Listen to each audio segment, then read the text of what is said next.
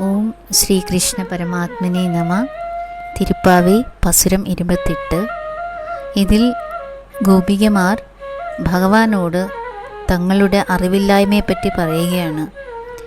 ശരിയേത് തെറ്റേതെന്ന് തിരിച്ചറിയാനുള്ള പക്വത ഞങ്ങളിലില്ല. അതുകൊണ്ട് ഞങ്ങളുടെ തെറ്റുകളെല്ലാം ക്ഷമിച്ച് ഞങ്ങൾക്ക് മോക്ഷം തരണം എന്ന് പ്രാർത്ഥിക്കുകയാണ് ശ്രീ ആണ്ടാളും ഗോപികമാരും. വരികളുടെ ആന്തരിക അർത്ഥം ഇങ്ങനെയാണ്. ഈ വരികളിൽ, ഈ പാസുരത്തിൽ ശ്രീ ആണ്ടാൾ മനുഷ്യജന്മത്തിൻ്റെ അല്ലെങ്കിൽ മനുഷ്യരുടെ നിസ്സഹായതയെപ്പറ്റി വിവരിക്കുന്നു. ഭഗവാന്റെ മഹത്വത്തെപ്പറ്റി മനസ്സിലാക്കാതെ ലൗകികമായ ജീവിതം നയിക്കുന്ന അജ്ഞരായ മനുഷ്യന്മാരെ പറ്റിയാണ് ആണ്ടാൾ ഇതിൽ വിവരിക്കുന്നത്.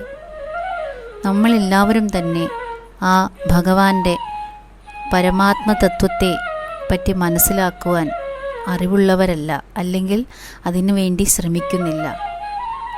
പക്ഷേ ഒരിക്കൽ നമുക്ക് അദ്ദേഹത്തിൻ്റെ സാന്നിധ്യം അല്ലെങ്കിൽ ആ നാമസ്മരണ ഉണ്ടായിക്കഴിഞ്ഞാൽ ആ ശക്തിയെയും ആ ജ്ഞാനത്തെയും ആ അറിവിനെയും തിരിച്ചറിയുവാൻ നമുക്ക് സാധിക്കും.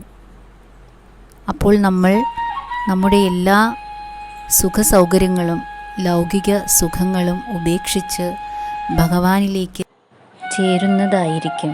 ഇതാണ് ഈ വരികളിലൂടെ ആണ്ടാൾ നമുക്ക് പറഞ്ഞു തരുന്ന പരമമായ തത്വം.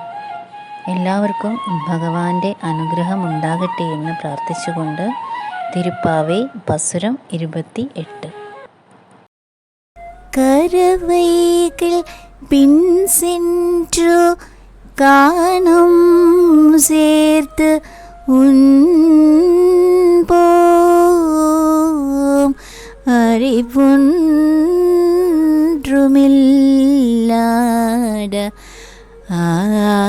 ஆய்குலத்து உந்தன்னே பிறவி பெறும் தன்னை புண்ணியம் யாமுடையோம் குறைவொன்றுமில்லாதே கோவிந்தா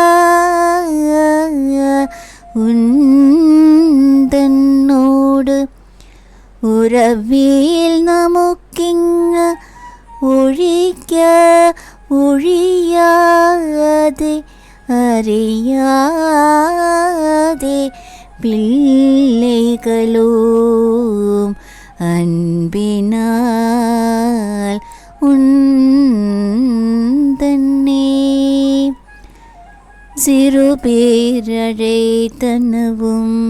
சீரியருளாதே இறைவா நீதாராய் பரையேலூர்